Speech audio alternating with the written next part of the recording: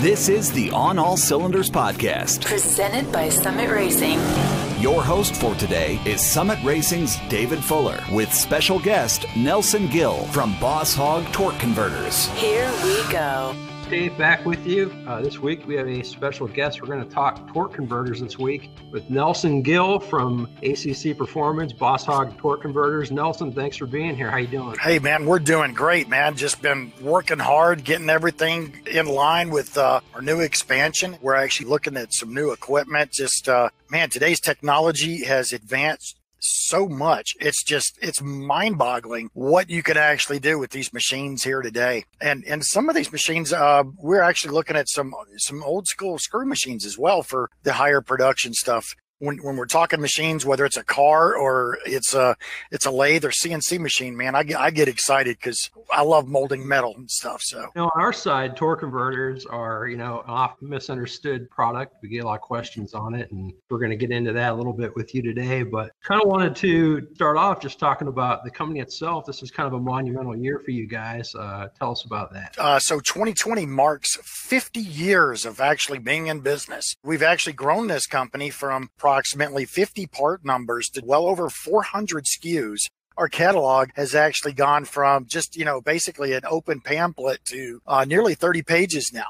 We're all about the reality. We'll actually teach you what affects a stall converter and how. So it's not just a 22 to 2800 RPM stall. That's not how torque converters work. Most people actually go by specific ranges, but the weight of the car, the cubic inches, the compression ratio, the height of the intake, whether it's a dual plane or single plane, even a spacer plate can change the stall in a torque converter. It's just that sensitive.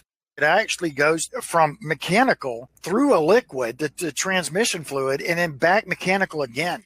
So even just an actual stall range itself is going to be a physics equation. So whenever we're looking at matching a stall converter to a car, there's 7,300 variables. Have you ever read, Dave, on a K&N air filter box where you could see something really minuscule like, I don't know, what was it, 8 to 12% better gas mileage? Well, I mean, if you do the math, it's not that much gas mileage. But because the engine is breathing a lot better, it actually can drop or pull the stall down. And what I mean by that is the torque converter begins to pull at 30 to 40 RPM earlier. Okay, so at a less RPM, the torque converter is going to cause it to move. Therefore, you're not using as much fuel in order to move the car. Now, over the road, when it's in lockup and nothing changes, you're not in that stop and go type situation. You're not going to see much gas mileage change because it's kind of locked in with that lockup or overdrive engaged. A lot of people know, like a half-ton pickup truck. Take a four-wheel drive, regular cab, regular box. You were to power brake that truck, it actually runs into about 2,000, 2,200 RPM. That's about where that's going to stall at. And then if you were to just roll up 10 feet, no changes to the vehicle, drop that into four-wheel drive low, all you're doing is doubling the gear ratio or better, depending upon your transfer case. Now when you put it in gear, it's hard to keep the motor alive. This thing is pulling like crazy. So that one thing just took 1,400 RPM out of the stall converter. Before we get into the stall speed side of it, let's touch real quick on the lockups and non-lockups and just a basic overview of the difference there and what people can expect with each. Well,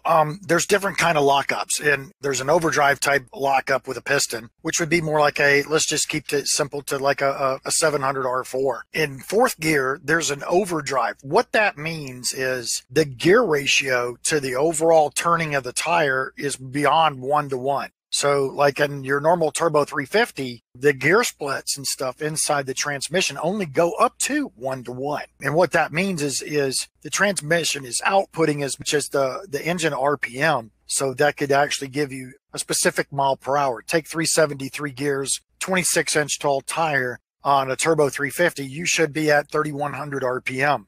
Now, if you went with a taller tire, that can actually change your setup. What we found is that 1.5 inches, that would actually take out one whole gear set. So a lot of cars use what's known as a drag radial, and they could be 28 inches. They could be 29 inches tall. I've seen guys using 30.5-inch tall tires because they built their motor to such a point, but they've got 373 gears. And if you get the run out of that, that takes out 3 whole gear sets. So when you got 373 gears, that height of that tire drop the run out and the performance of that rear differential to a 327 because the height of the tire is so drastic. That matters in what stall range you want to go to as well, because you could burn a transmission up at 8 miles. And again, you mentioned tire size and the gear ratio, and then there's vehicle weight, and there's power band on your camshaft and different engine upgrades. There's so many factors. It's a big equation. A lot of people get a little frustrated. So where do you start with the customer? Number one, dig into every ounce of information you can. There's a lot of people out there that will ask 4 or 5 questions and then they're done. We actually have a how to pick a stall range sheet here that's in our catalog. It's all over our website at bosshogtorqueconverters.com or accperformance.com. And we always start off with the vehicle. If you've been around in it, if you're car guys, I'm sure there's a lot of guys out there that know that more than I do. You get into a 60s Nova 2. I mean, you're looking at about a 2,600 pound car. You get into a 1957 Chevrolet, even though it's some people call it a lead sled or it's all steel body. They didn't have to use as many cross members and stuff, so it's actually a lighter vehicle. It weighs approximately 3,600 pounds. Some people would estimate or use the gross vehicle weight rating when we actually need it net. We need it as it sits, not all of it can carry, unless you're using a truck with a lot of towing. Then that matters in how we choose the stall range. So we start off with picking out which vehicle it is, the weight of the car. So our whole entire equation is based off of what would be the same equivalent to a jet engine. You're looking for the fluid pressure versus resistance in this application. So if you have a highway gear, the engine's going to have to fight to go through such a long, tall gear. And what that's going to do is now that it has to fight, it has to slip. If you have a really heavy vehicle, that's going to give it more slip. Again, if we go into a lot of gear ratio, that's going to tighten it up. The ability to move the vehicle becomes easier. So therefore, it's going to tighten up or take away stall that was already there. So if you actually have a car that's got 308s in it and you jump to a 327, you're not going to see much difference. But you take that 308 to a 373, and that could change your torque converter's stall range to a point where you even have to go into a 10-inch converter just to get it to run and idle correctly.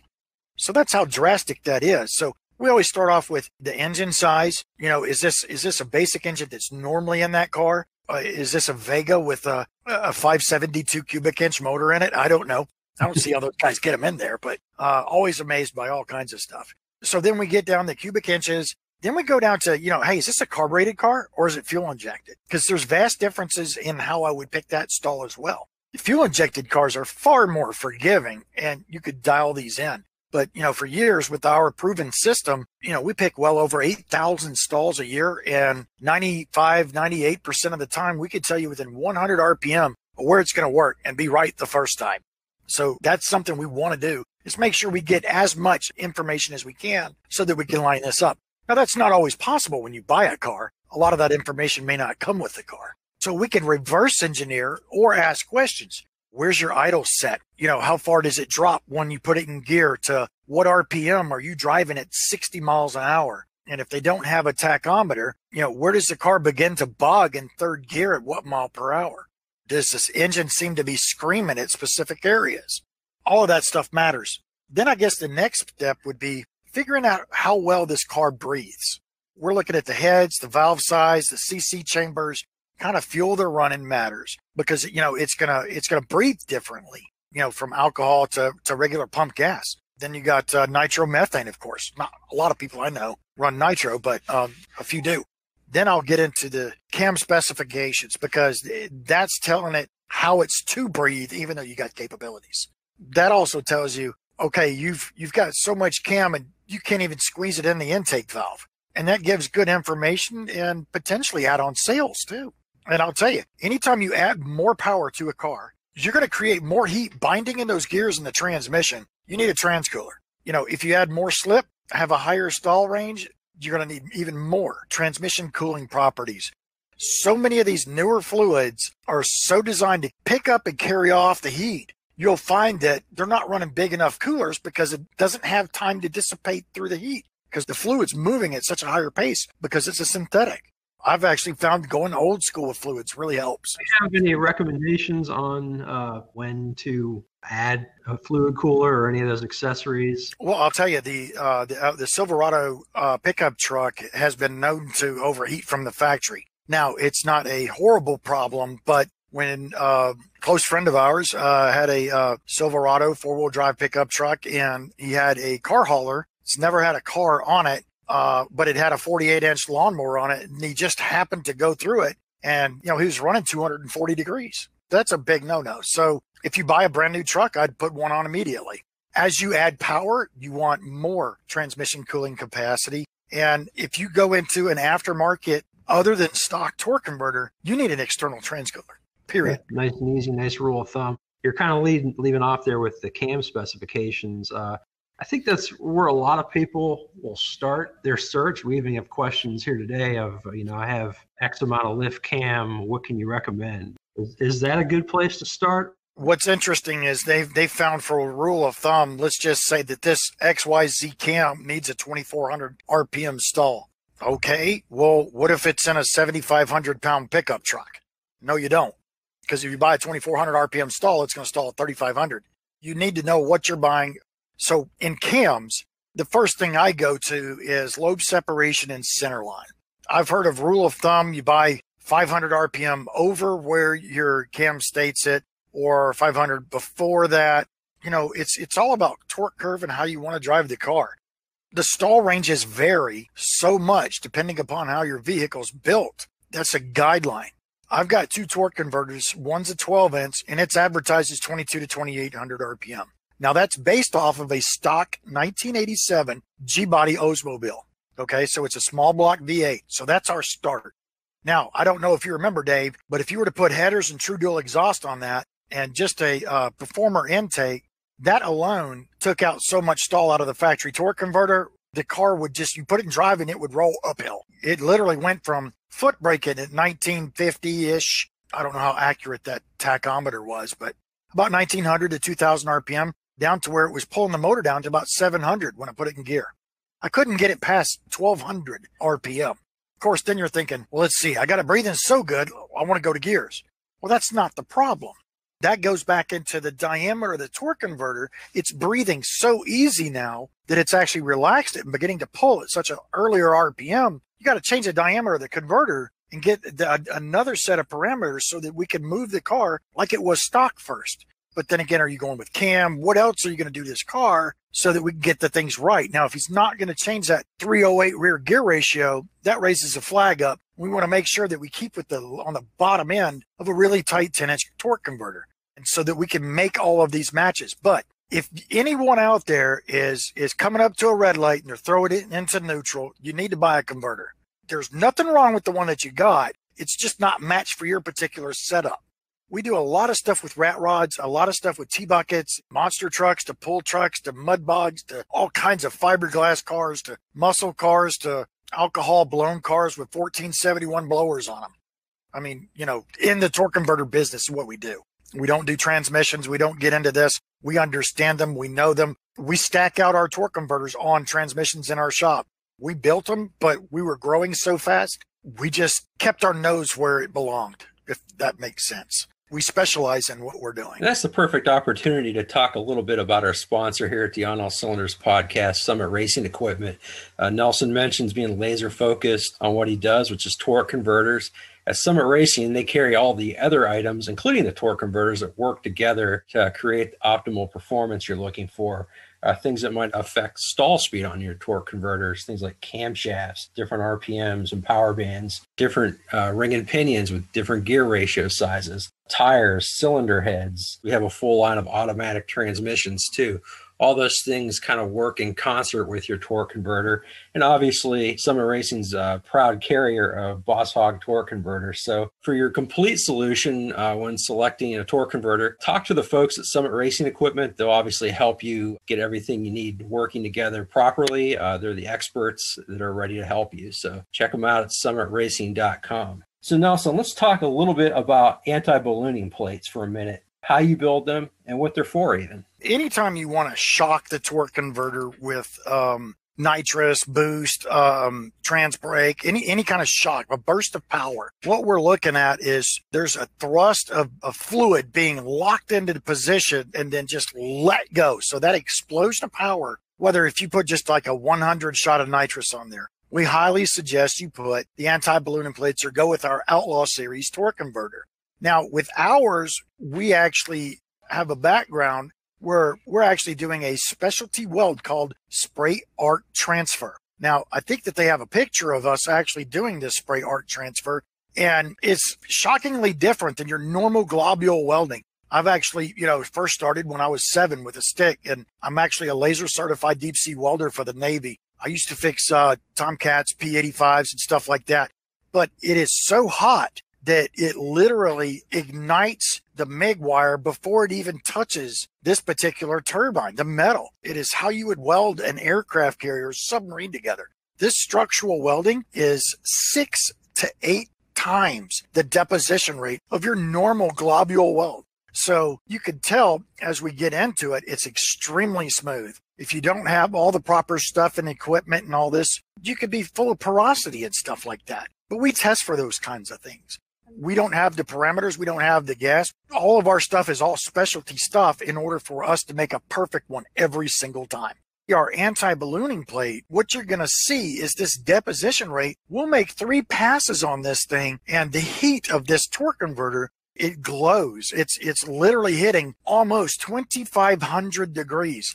At this hottest point, it's actually at 2,480 degrees. You're all about function for the most part, right? I mean, you guys are using the latest technology, and it may not be the prettiest on some. I like to brag that we got the ugliest, most conventional, useful piece in the setup.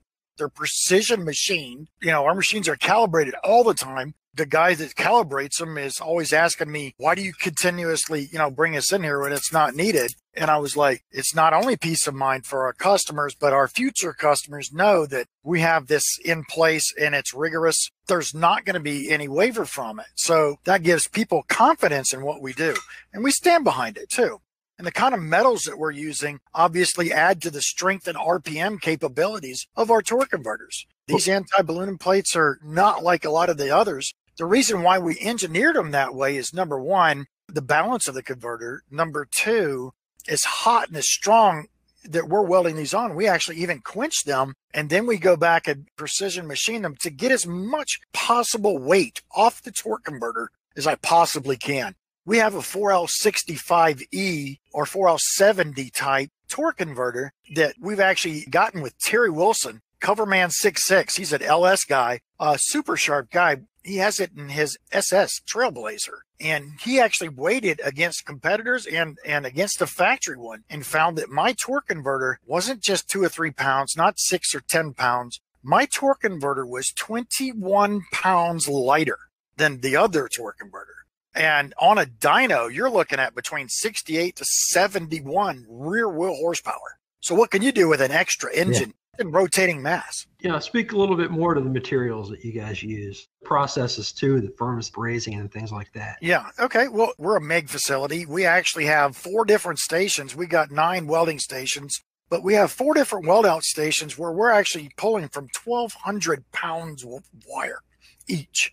And we're about to put in a micro bulk system that will also ensure us the mad scientist type proper mixes that we like to have. We also try to keep away from doing the furnace braze. Now, there's a lot of parts that come in factory furnace braze, but we enhance them even more by tack welding them. Again, it goes back to, is it just a tack weld? Is it just this? Are you TIG welding? Is it this? I mean, there's enough, and then there's overboard. What we're trying to do is heat that fin up in order to make the whole fin more rigid. So there's a purpose behind welding all of our fins. Now this right here is a Street Bandit. What we've done here is we've actually 4-corner tack welded these pieces. Now we got one way down in here, right here, and then up and in this fin. We've done that. Now on the Outlaw series, every single one of the insides are done. Every single one of these insides are done. All of these are done as well. That is to totally support and strengthen and work harden the actual metal in the fins. Because, I mean, if you were to take a look at these fins, you're like, wow, they're not that strong. So when we do that to a turbine, we'll even do it to the front and the back with our no prep series torque converters. We'll tack weld all of these on the backside as well. And that gives it that so much more strength. And it gives it rigidity. Again, we'll got to go back in and clean the welds off because we go for proper weight. If they don't have the proper thickness, we reject 20 to 30,000 pounds of parts that we deem that are not savable. It's dumbfounding how much scrap we go through. But the stuff we save is 5-10 Gaylord boxes, a week. We got people repairing and fixing those all week long. So yeah, we MIG weld all of these parts and to ensure the rigidity and strength of those parts. Well, let's get into your product lines a little bit. And we had a question that says, if I want a good street converter, is this overkill for me for a mild tune-up? Okay, well, the first thing is, what kind of car or truck is this going to go in? The weight of the vehicle, ask, the cubic inches. This could be an excellent thing for you. And the reason I'm saying is the overkill that we put in here, we've been able to mass produce. So we've kept control of the overall pricing. And another thing, we do stand behind our products too. So it's made right here in America and veteran owned. So I even have my daughter in here running some of the machines sometimes. But in all things, to answer your question directly, yes, this could be an excellent way to go for more power, better matching your setup, not having any bog coming out of the hole, but have that everyday drivability as well. And we have kept our price points in check, even through all the storms that we've had in the last few years. Well, let's talk then about your product lines. You have a lot of different converters available, what they're for, yes, and what you recommend them for. Okay, so basically for a guy who has a stock vehicle, and let's just say that you've got a show car, everything is stock on it. You may have headers or maybe some turbo mufflers, and that's it. To overcome that extra little 200-300 RPM drop or something like that, they can go into our Night Stalker torque converter. The Night Stalker is also known to help trucks and pickup trucks and stuff.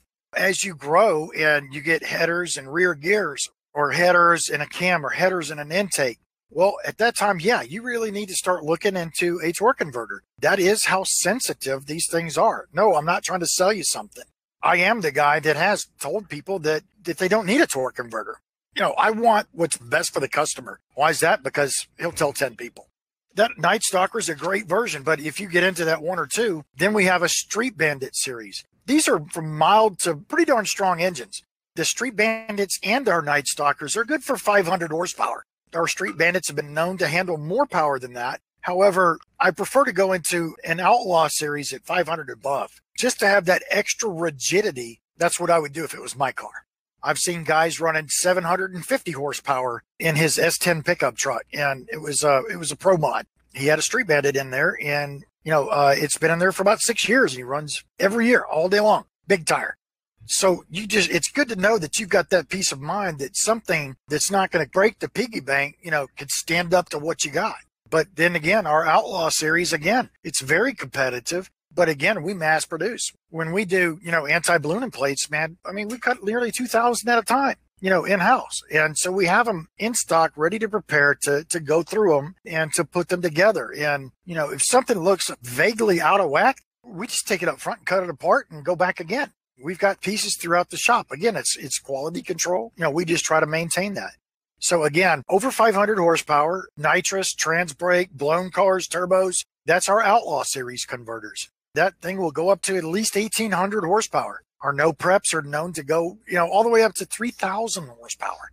We got some nitromethane blown cars to some radical alcohol cars to street rods, rat rods that are just in the Street Bandit series. So depending on what you've done, how you've got it built as to how I would go about putting it. So you mentioned Terry Wilson earlier, and yeah, I know you've worked with some other celebs too. Where else can people see Boss Hog torque converters? I know Jay Leno's got one in his Rolls Royce. Love to meet the guy someday. I didn't even know he got it from me, but some WWE guys came in. We've got one in a 64 Cadillac that I think The Rock's got. We got Terry Wilson has his ultralight torque converter with a lockup. He's got a 4070 in his Trailblazer SS. You guys familiar with Lunch Money from Fastest Car? He runs our stuff. So we're all over the United States and multiple different countries. I know you got also sort of a spokesperson in-house there that also actually helps you around the shop too. Yeah, my daughter, she actually got hooked up with the Hot Rodders of Tomorrow. We support high schools. We support 15 high schools all across the United States. You know, we want to teach people as much as we possibly can, but we were actually at a car show, and the Hot Rodders of Tomorrow were there. So when my daughter was 5 years old, we went over there, and they actually began teaching kids at 5 years old. And I was like, what, really? And she saw this T-shirt that she really wanted. You know, you can't buy it. You have to earn it. She said, what do I have to do? And she had to dismantle a Briggs & Stratton engine all the way down to the crankshaft and put it back. So she did that. It took some time, of course, and some high schoolers were, okay, take this, you know, pointing at the carburetor. She got it off, and then she got the exhaust off, and then she pulled the head off and got all the parts apart. Well, lo and behold, there's the piston and stuff, and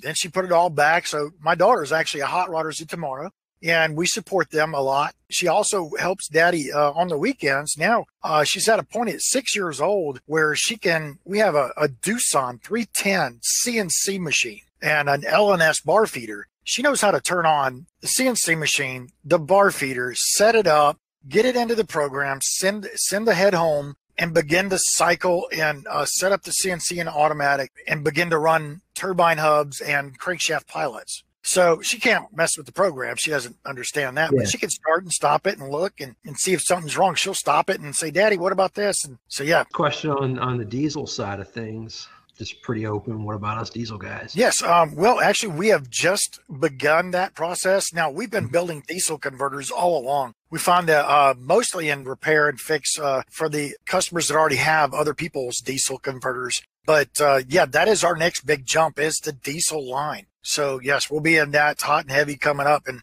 with a name like Boss Hog and diesel, it should go hand in hand. So here's another one. It's probably going to go back to something we talked about earlier, but he says, I'm owner of a Jeep SRT 6.4 liter Hemi with a RIP supercharger installed on it. What torque converter would you suggest? Yeah, obviously you're going to need more information, but if you go to our website and fill out that application, I need to know how many pounds of boost, how big your fuel injectors are. Have you done any head work? Have you done valve size work? What's going on with the exhaust system, the back pressure and stuff? What kind of gears do you have? And the height of the tire. Again, this is a Jeep. You know, is this for a takeoff? Are you trying to get the good hard launch? We could do that as well. I had an SRT8 Dodge Charger, the 4-door. Man, I had a Nitrous Express. I had a 300 shot on it. I had the bigger injectors. I had a 3.5-inch exhaust going all the way back. It was still an everyday car. I mean, air conditioned, the whole nine. And I was launching at about 158, 60 foots, but also didn't want to break anything, so I never put drag radials on it. That's with OEM tires. Let's get real quick to the troubleshooting side. And I think a lot of what we might hear is this poor acceleration. What does that say about the converter you might be running? And then also, if your car just seems slower than maybe it did before you installed it. Well, with all of our torque converters, we actually know that people are always going to mess with them. As long as we get proper information, we do have a restall refreshing program where we could send it in and make an adjustment. Now, mind you, I've got to pay my guys and stuff. So, you know, there is, it starts out as early as $100 plus the freight. You know, as of now, I don't know that that will go up anytime soon, but you know, it depends on the performance. I've actually seen guys where I've actually seen shops where they didn't put proper fluids in. They didn't fill the level high enough. And, you know, dude, it's a simple mistake. If you take a Turbo 350 transmission from the factory with no modifications, going through the radiator, no deep pan and no other external cooler, it holds 12 to 14 quarts. Well, there's stuff on the internet and in forums where I've seen, no, it only takes 7 quarts. That's just not true, and you're going to burn up your transmission. I mean, it's not going to perform, and I've seen guys where they just can't get over 4,800 RPM and stuff like that because they're sucking air in. So always start off with the proper fluids. Make sure that you have excessive cooling because that's the number one problem with most transmissions is the heat. Then, you know, the proper installation. You don't want the torque converter crammed up against the front pump, okay? You got to get some relax, whether it's daylight under a couple of business cards. Something like that. You got to pull it back, meet the flex plate, make sure it's bolted on correctly. You can always check the marks on the torque converters. But the biggest thing is, if you're lugging and then it takes off or something like that, it's probably just a mismatched stall range because they got headers. They've got so much stuff on it, and yeah, we really do need to know everything. What kind of horsepower difference would you have in a head with 178 intake valves and 150 exhaust valves versus a 202 160 header block aluminum? It's a whole different world in power, breathability, and it will change the stall in the torque converter because it just outright breathes different. So if somebody go back to the future upgrades, so maybe those are coming later, but they need to upgrade a torque converter now, what would you suggest? Well, the first and foremost is gear ratio has to meet stall range, okay? You do not want to match your cruising RPM. Now, your tire size has an effect there. So if you're cruising at 60 miles an hour and you're doing 3,100 RPM and you've got a 3,000 pound car, performer RPM, again, all the whole setup, a 28 to 3,200 RPM stall may foot brake at 2,600, not the 28 to 32. That's because there's more factors going on. With that being said, that's well enough. You could use that. Now we have or can you go the next step up? If it foot brakes under the 3,100, yes, if that's where your normal cruising RPM is. If your normal cruising RPM in third gear is at 4,500 and your RPMs are down around, say, 21, 22, you don't want to have something that exceeds that. Otherwise you're going to burn up your transmission. So you've got to match. If it's a future gear ratio, do the gears now first. If you just, like in the G-body thing, the first thing we did was went to a performer RPM dual plane. That dropped our stall 400 RPM. Now you're talking manifolds, white pipe, that 4-foot gigantic muffler that weighed 400 pounds. Not really, but anyway, it was so restrictive. I want to say that Flowmaster or Magnaflow, somebody did an article on that where they had put headers and true dual exhaust down it. It may have been Banks. Banks exhaust may have done that, where they actually picked up nearly 11 car lengths in a quarter. But that exhaust was just bad. We changed that intake out. And so with just that one change, we actually put the intake on 11 times because we thought we screwed something up. It had a vacuum leak. What's going on? But it dropped the stall down. Now, is there a point where, yes, you may have some drivability where it's not taking off where you want it to, but you didn't have to get a stall converter at that point. But as you make more and more modifications, whether it's a cam, whether it's, heads, you could still probably get away with driving what you've got, but you've got to have the gear ratio to support what it is you're driving. That's a lot to think about. Great information. Come to the table with gear ratio, vehicle weight, feature mods, cam, power band. Yeah, do a little homework. Definitely. It's good to have rules of thumb, obviously, but that doesn't always get you where you want to be. So we really appreciate the knowledge. Thanks for being here. Bye, guys.